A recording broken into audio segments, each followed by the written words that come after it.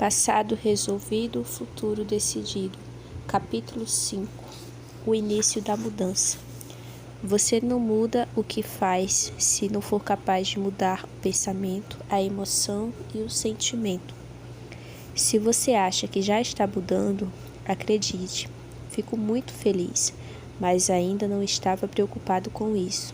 Até agora, não era esperado que você mudasse, e sentir que o conteúdo que passou foi de impacto, mostra que você tem facilidade para se abrir. Sua mudança mais efetiva começa a partir deste capítulo. Vamos entrar no lado prático para reescrever a sua história. Nas próximas páginas, você aprenderá a descobrir o estímulo certo para seguir o caminho que precisa com o objetivo de melhorar sua vida. Mas, para chegar nisso, é preciso enfrentar um processo que transforme desafios anteriores em vitórias e que faça a dor virar esperança. Em um de meus cursos, passei pelo caso de uma aluna que exigiu que eu me controlasse bastante para não chorar de emoção na aula final. Passei horas acordada, me revirando na cama, pensando no quão incríveis as horas anteriores haviam sido. Essa história merece ser compartilhada aqui e ficar registrada para a eternidade. A idade de sua descoberta a deixou frustrada por não ter tomado aquela atitude antes. Essa ressignificação aconteceu através da escolha de uma das ferramentas que eu dei, algo que você também receberá. Depois de todo o processo, ela disse ter sentido paz, mas não a paz que almejava. Naquela noite, ela reviveu por meio de um sonho uma situação específica com seu pai. Porém, desta vez, ele era presente e afetuoso, do jeito que ela sempre desejou que fosse, e totalmente ao contrário do que ela tinha vivido no passado. O sonho foi muito real e parecia que aquilo tinha de fato acontecido. Dias após o sonho, a mulher visitou o pai, que sofria de Alzheimer. Quando ela estava de saída, seu pai a chamou, mesmo muito debilitado, com dificuldades para se comunicar e com diversos impedimentos mentais por conta do Alzheimer. Ele disse: "Espera, papai está aqui. O papai está do seu lado e vai cuidar de você." Ela saiu dirigindo sem saber como aquilo havia acontecido. Como um homem com uma doença tão grave havia compreendido aquela mensagem passada e ressignificada. Ela respondeu de sua própria maneira, chamando a própria filha e mostrando que sim, estava ali. Uma nova experiência permitiu que ela transformasse dor em esperança. Mesmo parecendo uma coincidência, ela enxergou naquele senhor sem memória um momento de lucidez que correspondeu ao jeito com o qual o seu inconsciente já tinha lidado com o problema no sonho. As coisas começaram a dar certo. Essa nova experiência reprogramou toda a sua vida para zerar o timing perdido no passado. Daí em diante, ela percebeu que as coisas foram mudando e, aos poucos, todo aquele sentimento de fracasso e derrota foram caindo. Sua vida começava a fazer sentido. Agora ela começava a se sentir merecedora de fazer escolhas para viver uma vida melhor, a vida que ela merecia viver. Uma única escolha certa hoje foi capaz de anular todas as erradas anteriores. Outra aluna precisou ressignificar algo com a família do ex-namorado. Estavam prestes a casar e, quando todos os pormenores do casamento já estavam resolvidos, o noivo morreu. Ao invés de passar pelo luto de forma correta e liberar emocionalmente a noiva, a família do rapaz, com muita pena dela, a convidou para ser madrinha da sobrinha do falecido.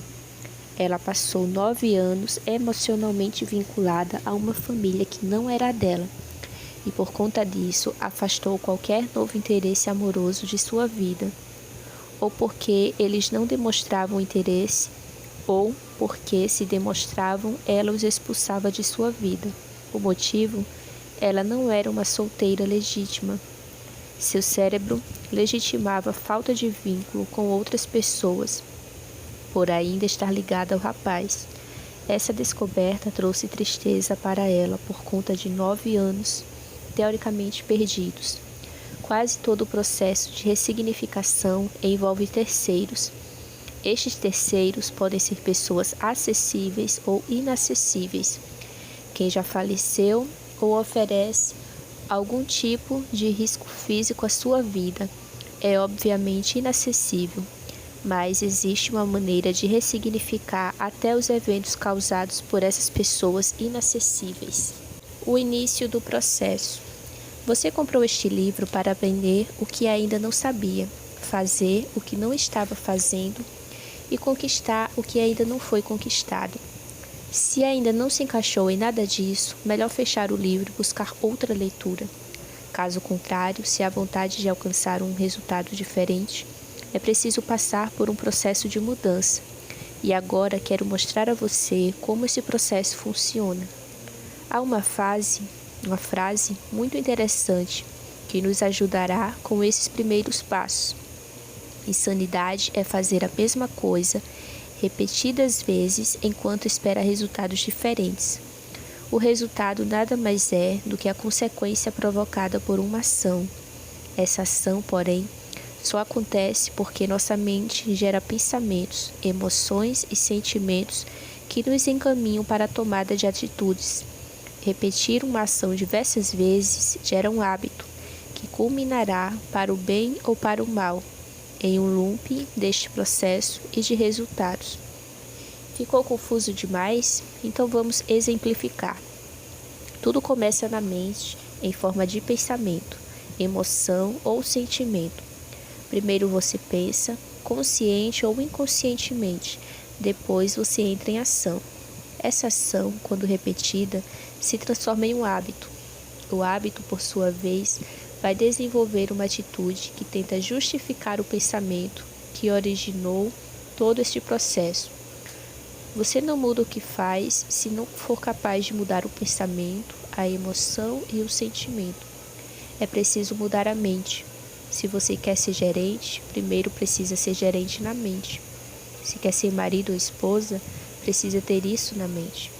Se você pensa de uma forma, age de acordo e dá resultado de acordo.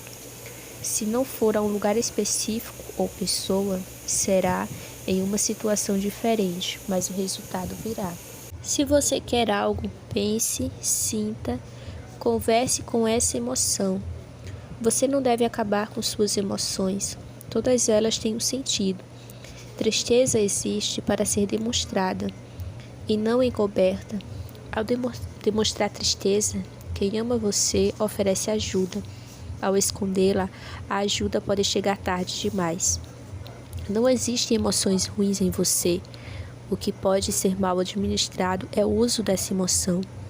Seus pensamentos vêm do processo de inteligência e não da emocional, daquela clássica, mesmo a cognitiva. De acordo com a neurociência, inteligência é a capacidade cerebral de realizar associações. As associações que seu cérebro faz estão limitadas ao conjunto de informações oferecidas para você. A inteligência é o motor, a informação é o combustível. Você está aqui para mudar o combustível. Você tem um motor de alta capacidade, mas pode estar usando combustível adulterado. É a informação que determina seus pensamentos. As informações verdadeiras geram a associação verdadeiras, pensamentos e emoções verdadeiras, e uma ação verdadeira que o libertará. Há alguns anos assisti pela TV ao desdobramento do caso Marcos Quitano, diretor executivo da IOC, que foi assassinado pela mulher. Quando o programa terminou, olhei para o lado e vi meu filho Davi, na época com 6 anos de idade, estarrecido. Quais informações passaram no segmento de TV? Um rapaz que vivia em um prostíbulo conhece uma mulher, apaixona-se e ressignifica a vida dela, que muda quem era para se tornar esposa e mãe em tempo integral. Mas só ela ressignificou. Ele passou a vida com ela e a amantes, sem ter absorvido o papel de marido e pai. Ela descobre, contrata um detetive que grava tudo, confronta-o e ele simplesmente sai de casa para comprar uma pizza. Neste meio termo, ela se prepara para matá-lo. As informações são adultério, crime passional, caso extraconjugal. Estas informações oferecidas pela TV não mudam a trajetória de uma pessoa com 20, 30 ou 40 anos, mas o Davi tinha 6. Uma informação certa oferecida na hora errada se torna uma informação errada e precisa ser corrigida. Para saber o que eu precisava corrigir, era necessário compreender o que ele havia entendido. Perguntei: Davi, você entendeu? E ele, com toda a confiança possível, respondeu: Papai, entendi tudo. O japonês saiu para comprar pizza e quando chegou a casa, a mulher dele disse: Não é essa pizza, eu vou te matar. E ele morreu porque comprou a pizza errada. Papai, nunca compre a pizza errada. Davi fez uma associação com as informações que estavam limitadas ao seu conhecimento. E se eu não explicasse a situação em uma linguagem que ele poderia entender, toda noite de pizza em casa seria um verdadeiro caos. Contei então que aquilo nada tinha a ver com uma pizza, e sim com um problema de casal que havia sido mal resolvido. Imagine que um pai sai de casa acompanhado de seu filho de 3 anos. Ao chegarem a um ponto de ônibus, o banco borbulha com água pela exposição ao orvalho.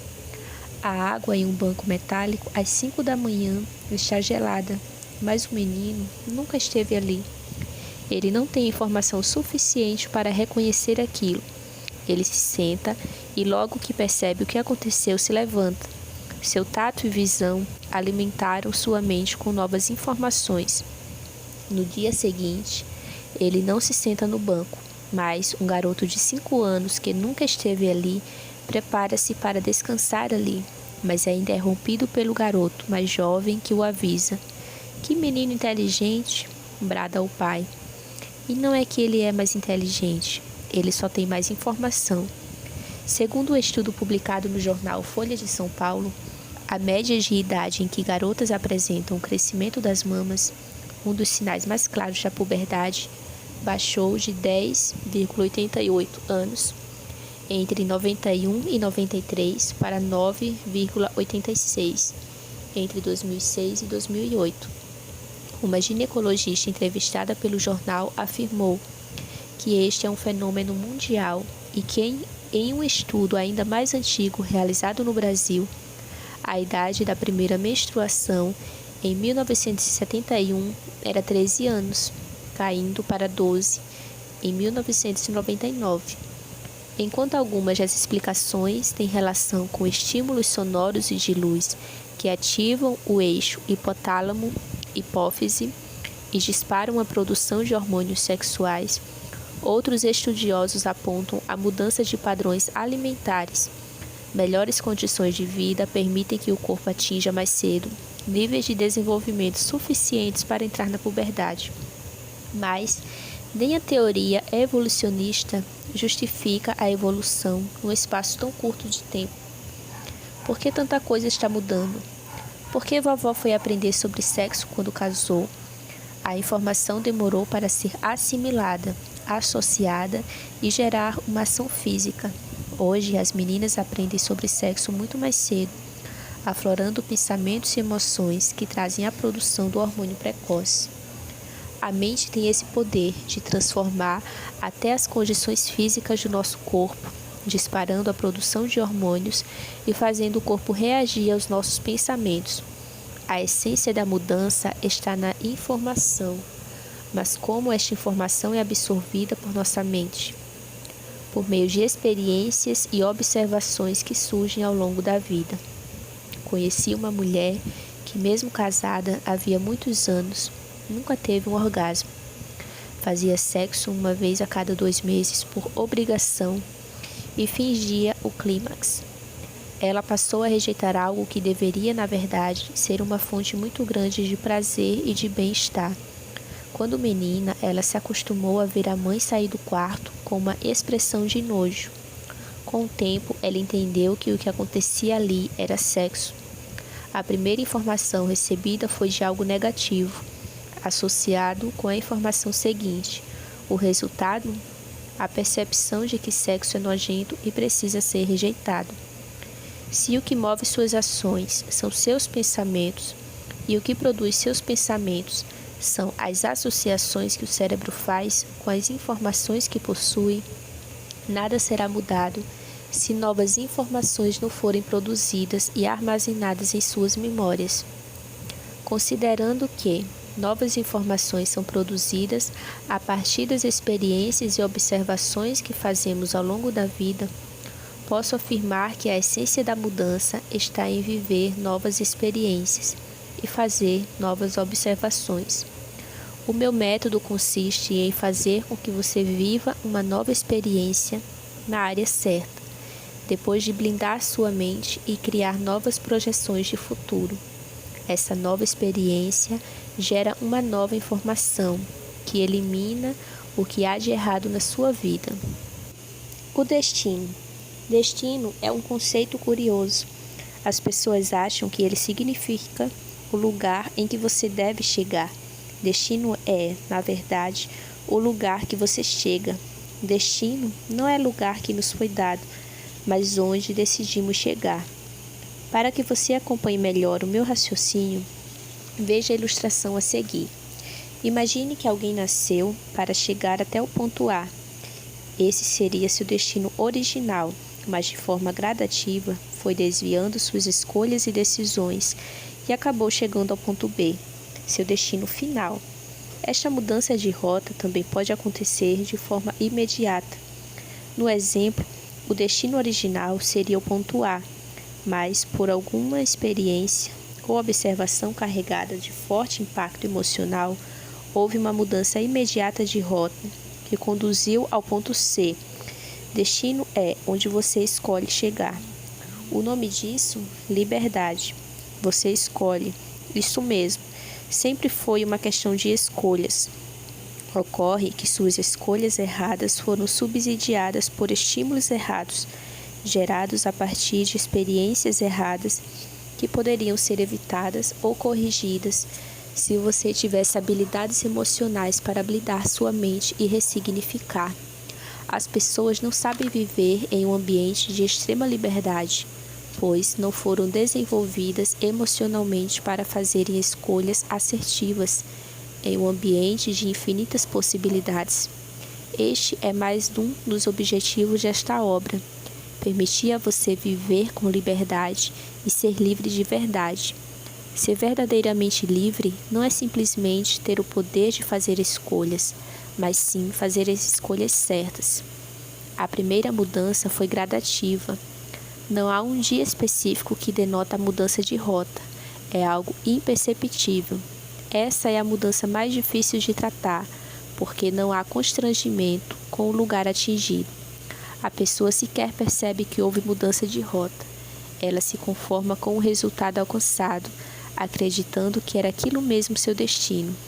A mudança do ponto C não é gradativa, é imediata e repentina, típica de eventos de forte impacto emocional, e para corrigir essa rota será necessário ressignificar o evento que provocou essa mudança de rota. Muitas pessoas aceitam seus destinos nos pontos B e C. É preciso compreender que o normal é chegar ao ponto A. É a garota rejeitada pelo pai que a desencoraja de forma grosseira de ser bailarina, e daquele dia em diante ela não vê mais sentido em ser bailarina. É o garoto que é chamado de burro pela mãe diante de outras pessoas, ainda na infância, por ter um boletim com notas baixas e depois de tamanha frustração não consegue mais se dedicar aos estudos como poderia. O ponto A da garota era tornar-se uma bailarina de sucesso. O ponto A do garoto era tornar-se um acadêmico de referência em diversas universidades, mas por desvios de um evento impactante foram parar no ponto C. É o caso da mulher que chega em casa mais cedo para surpreender o marido e o encontra com a amante, e a partir deste momento decide nunca mais se comprometer. A pessoa que sofreu um acidente em um lago e decide nunca mais nadar. Quem perde um familiar em um acidente de trânsito e nunca mais dirige. A mudança gradativa acontece se o estímulo é gradativo. A mudança imediata acontece quando o estímulo é carregado de forte impacto emocional. Ressignificar é viver uma nova experiência na mesma área que causou dor, carregada de forte impacto emocional, que plante na sua mente uma informação diferente da anterior e que provoque uma mudança imediata. A mudança que você precisa para viver a vida que você merece.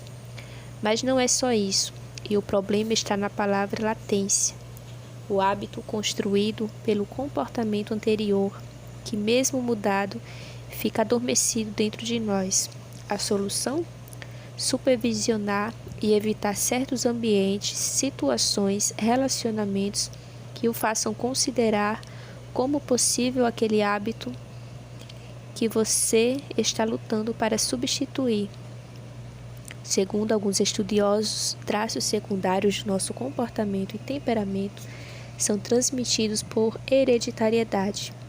Ainda assim, uma característica herdada pode e deve ser controlada por nós. Se você herdou 20% do pior comportamento possível de sua família, ainda tem 80% que foram desenvolvidos a partir de suas experiências e observações e que podem ser ressignificadas. Teste de confiança. Fazer o mural dos sonhos. Tenho uma tarefa para você realizar antes de começar o próximo capítulo. Fazer um mural dos sonhos. Pode parecer uma loucura, mas não é. Confia em mim. Este é nosso primeiro grande teste de confiança.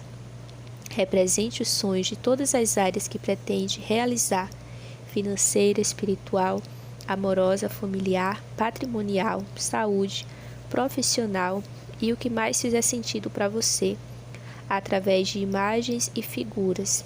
Devem ser sonhos grandes, de longo prazo, e pequenos, de curto prazo. E este mural deve ser secreto, não pode ser mostrado para ninguém.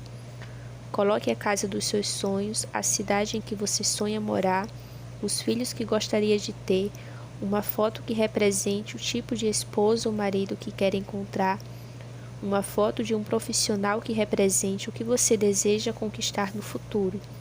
Seja o mais gráfico e representativo possível com os seus sonhos, utilizando imagens que podem ser impressas ou baixadas da internet. Tire um tempo para fazer este mural e não dê risada dos seus sonhos. Não seja irônico em relação ao que você está pedindo. Este momento é de conversa consigo mesmo. Você deverá olhar para este mural 2 vezes por dia, pela manhã antes de começar suas atividades e à noite antes de dormir. Escolha um lugar onde ele possa ficar para que você nunca perca de vista aquilo que realmente quer.